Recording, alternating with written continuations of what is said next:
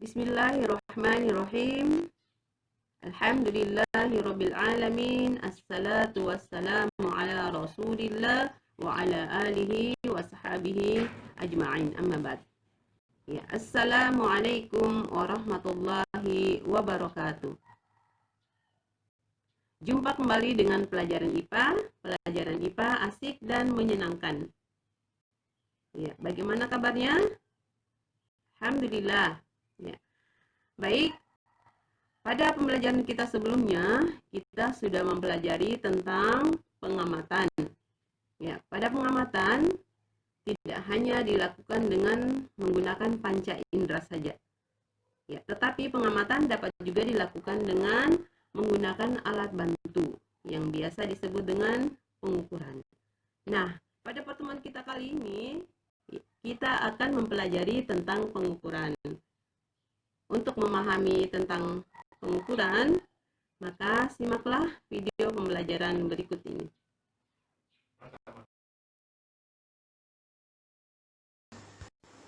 Sudahkah kalian mengukur tinggi badan kalian? Berapa tingginya? Nah, kegiatan ini merupakan salah satu contoh dari pengukuran. Contoh lainnya banyak. Bisa mengukur panjang meja, atau mengukur suhu tubuh, dan lain sebagainya.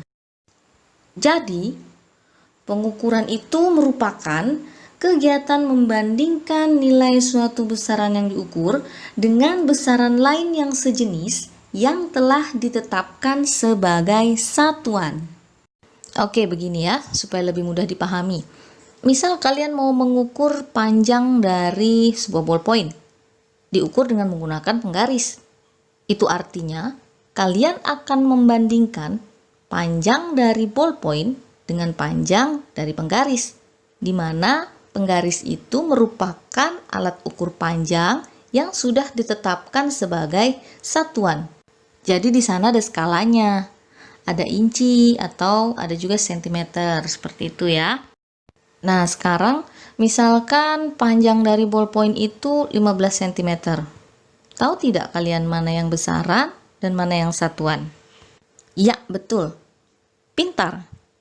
Panjang itu merupakan besaran, sedangkan sentimeter merupakan satuan. Jadi besaran itu merupakan segala sesuatu yang dapat diukur dengan angka. Contohnya, panjang, massa, waktu, dan lain sebagainya. Sedangkan satuan itu merupakan segala sesuatu yang digunakan untuk menyatakan hasil dari pengukuran. Contohnya, tinggi badan Aldi 110 cm.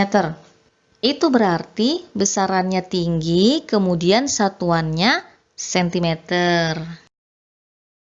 Baiklah, kita lanjut ya. Sekarang saya akan membahas jenis-jenis besaran. Besaran itu ada dua. Ada besaran pokok, ada juga besaran turunan. Kita bahas satu persatu ya. Besaran pokok itu merupakan besaran yang satuannya sudah ditetapkan terlebih dahulu, atau dia tidak diturunkan dari besaran-besaran lain. Nah, contoh-contohnya itu ada dalam tabel ya. Ada panjang, massa, waktu, suhu, kuat arus, intensitas cahaya, dan jumlah zat. Nah, jadi besaran-besaran ini itu satuan-satuannya sudah ada. Maksudnya begini loh. Misal ya, kalian mau mengukur panjang dari sebuah meja. Ya tinggal kalian ukur saja dengan alat ukurnya. Bisa dengan penggaris, bisa dengan meteran. Kan satuannya sudah ada. Bisa meter, bisa sentimeter, seperti itu ya. Sedangkan besaran turunan itu merupakan besaran yang diturunkan dari besaran-besaran pokok.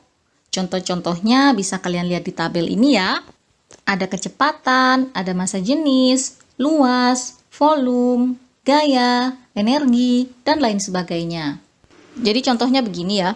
Misal kalian mau mengukur kecepatan seorang anak yang sedang berlari.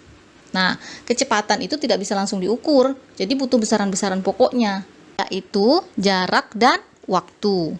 Jadi kalian ukur dulu itu jarak atau panjang lintasan larinya dan juga waktunya.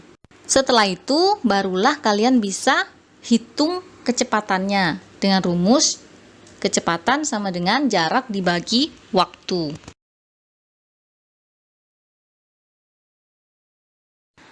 Oke, selanjutnya kita akan bahas jenis-jenis alat ukur. Nah, ini untuk alat ukur panjang ya. Ada mistar atau penggaris, ada meteran, ada jangka sorong, ada mikrometer skrup. Kemudian untuk alat ukur massa, itu ada neraca ya.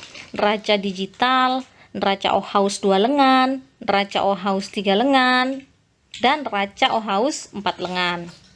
Untuk alat ukur suhu itu ada termometer. Bisa termometer ruang, bisa termometer klinis atau termometer badan. Baik, untuk lebih memahami pelajaran kita tentang besaran dan satuan, kita masuk pada contoh soal berikut. Ukurlah panjang, lebar, dan tinggi dari sebuah balok yang kalian miliki. Kemudian, yang pertama, hitunglah volume balok tersebut. Kemudian yang kedua, tuliskan apa saja yang termasuk dalam besaran pokok dan besaran turunan, serta satuan dan lambangnya.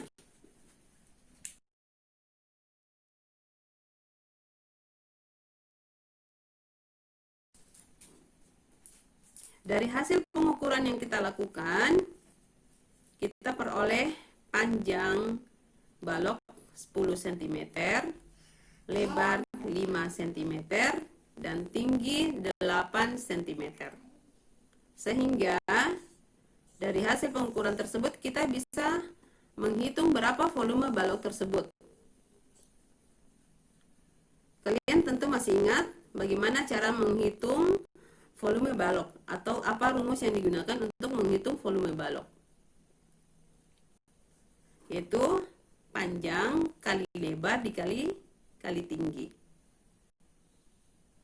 Sama dengan 10 cm panjangnya kali 5 cm lebarnya dan kali 8 cm tingginya. Sehingga hasilnya adalah 400 cm kubik. Dari hasil pengukuran dan perhitungan yang kita lakukan, kita bisa mengetahui yang mana termasuk besaran pokok dan yang mana termasuk besaran turunan. Ya. Yang termasuk besaran pokok adalah panjang, ya, termasuk lebar dan tinggi. Satuannya cm, lambangnya cm. Sedangkan besaran turunan dari hasil pengukuran kita adalah volume. Satuannya cm kubik, lambangnya cm kubik. Ya, saya kira cukup jelas contoh soal kita. Sekarang kita masuk pada latihan. Ya.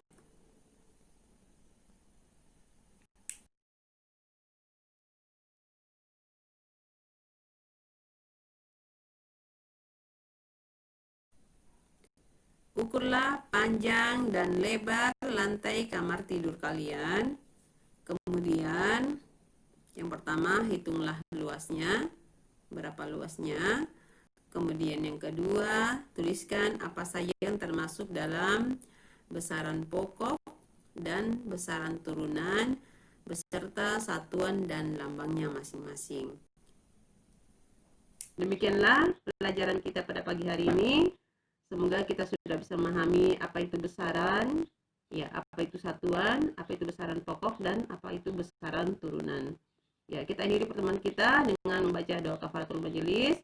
Subhanakallahumma bihamdik, asyhadu an la ilaha illa anta, astaghfiruka wa atubu ilaik, walhamdulillahirabbil alamin. Wassalamualaikum warahmatullahi wabarakatuh.